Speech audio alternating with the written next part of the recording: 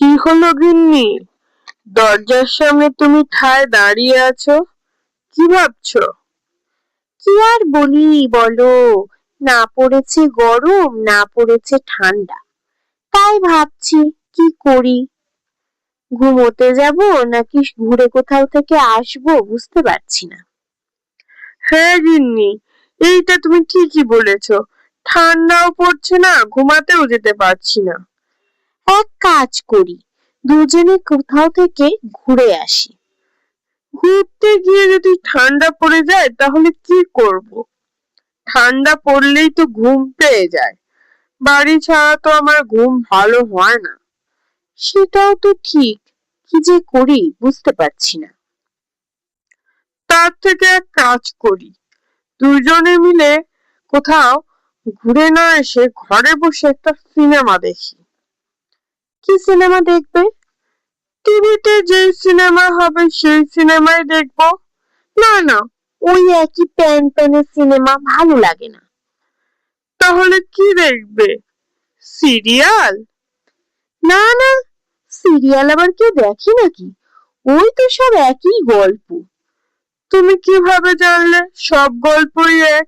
তুমি কি সিরিয়ালের গল্প লেখো? দেখো, সিরিয়ালের গল্প লিখতে হয় না, যার বোধ বুদ্ধি একটু বেশি সে সিরিয়ালের প্রোমো দেখলেই বলে দিতে পারে যে কোন সিরিয়ালের মধ্যে কি গল্প আসতে পারে। আচ্ছা, তাহলে বলো তো, পারুল আর রায়ানের মধ্যে মিল হচ্ছে না কেন?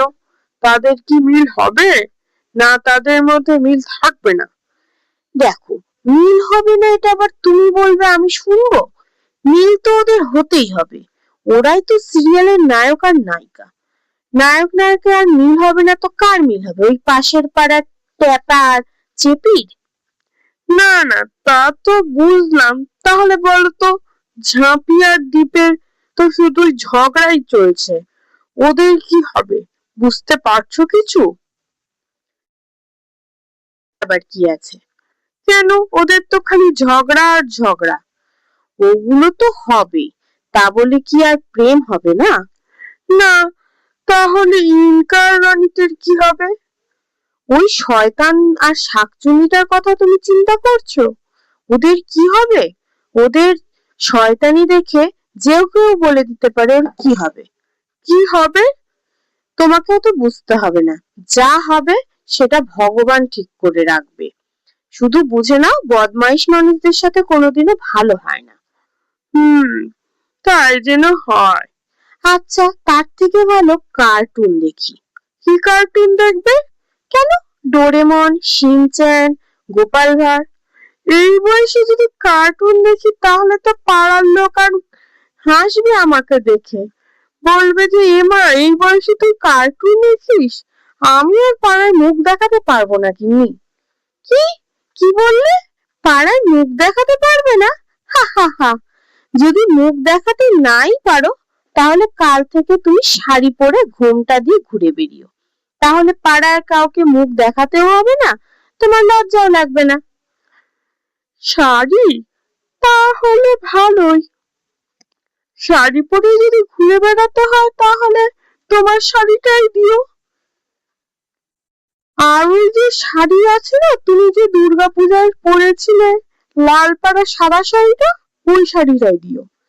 না না, তুমি আবার রাস্তা থেকে হাঁটো না, রাস্তায় হাঁটতে হাঁটতে কোন সময় কাদার মধ্যে চলে যাবে, আমার লাল পাড়া সাদা শাড়িটার মধ্যে দাগ পড়ে যাবে।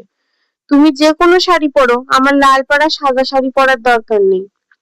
না না, আমি লাল পাড়া সাদা শাড়িটাই পরবো। আর দাগ কেন?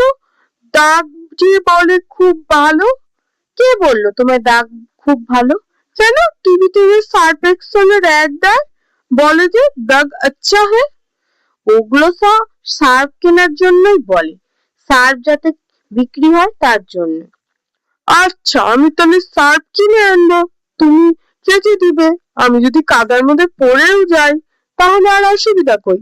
সার্ফ এনে দিবে, তুমি সার্ফ দিয়ে কেচে দিবে। দেখো বাপু, ঠান্ডা পড়ছে, ঠান্ডার মধ্যে কিন্তু আমি কাচাকাচি করতে পারবো না। তুমি শাড়ি নোংরা করবে, কাদার মধ্যে হেঁটে বেড়াবে, আর আমি ওই নোংরা কাদা চ্যাপচ্যাপা শাড়িটা কাচবো? তাহলে আর কি করি বলো?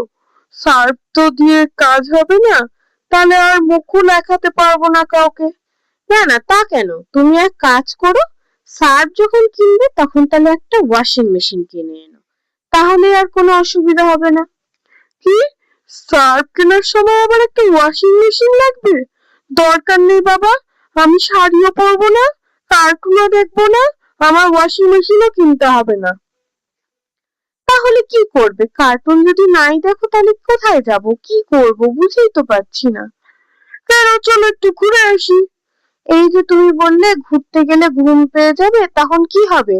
তুমি তো আবার বাড়ি ছাড়া ঘুমোতে পারো না।